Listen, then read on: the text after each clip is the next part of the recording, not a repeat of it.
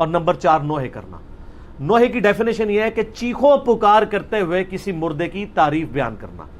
اگر کوئی ویسے نوحہ کرے اور چیخو پکار نہ کرے اور ایون نوحے میں رو بھی پڑے، ہم اسے غلط نہیں سمجھتے۔ المعجم الکبیر طبرانی کے اندر موجود ہے، میں نے اپنے پمفلٹ میں بھی ڈالا ہے کربلا والے میں، کہ سیدنا ام سلمہ نے جنوں کا نوحہ خود سنا تھا حضرت حسین ابن علی کی شہادت کے اوپر۔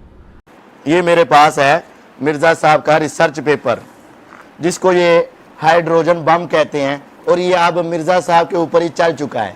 اور مرزا صاحب نے بڑی چلاکی کے ساتھ حدیث کا اور آیات کا مفہوم بدلنے کی بھی بڑی کوشش کی ہوتی ہے۔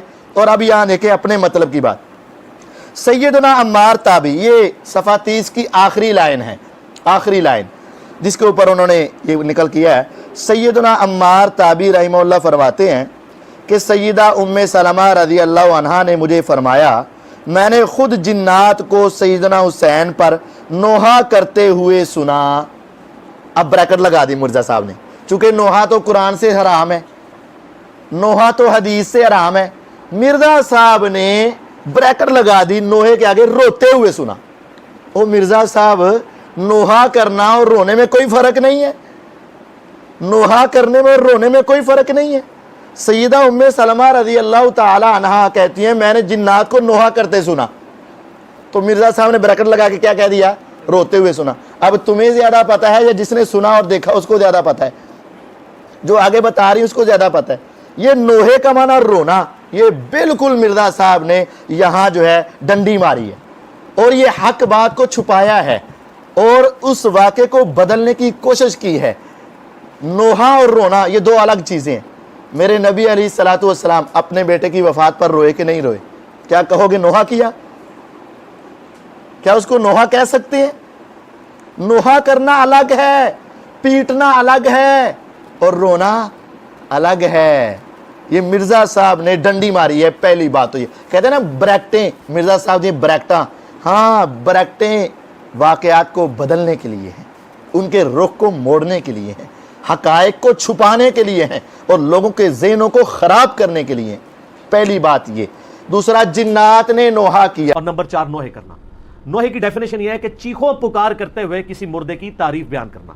اگر کوئی ویسے نوحہ کرے اور چیخو پکار نہ کرے اور ایون نوحے میں رو بھی پڑے، ہم اسے غلط نہیں سمجھتے۔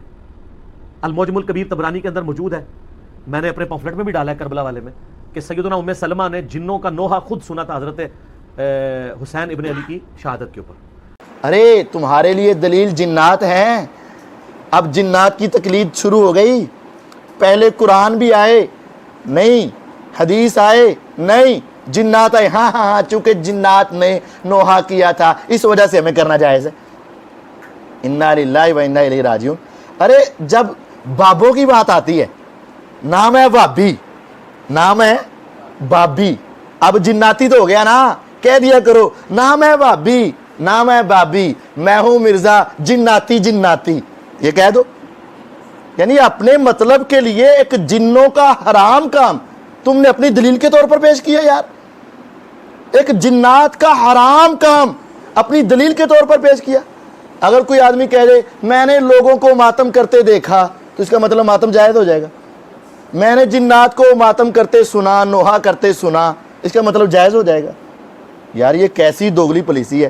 لوگوں کو بتاتے ہیں صرف قرآن حدیث، یہ علمی باتیں، یہ معلومات ہے، صرف قرآن اور حدیث۔ یہ اوپر ٹائٹل دیکھو، فرقہ واریت سے بچ کر صرف قرآن اور صحیح الاسناد احادیث۔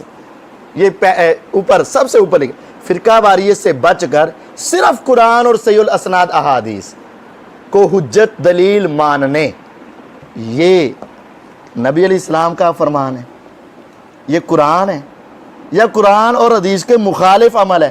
اب دلیل کے طور پر کیوں پیش کیا؟ میٹھا میٹھا ہپ ہپ، کوڑا کوڑا تھو تھو۔ اب وہ اپنے بابوں کی بات کریں تو تم ان کے اوپر چڑھ دوڑو، اور صحیح بات ہے چڑھ دوڑو، اور تم جنات کی بات کرو تو یہ تمہارے لیے جائز ہے۔ وہ جنات کون تھے؟ وہ تیرے لیے دلیل اور حجت ہے۔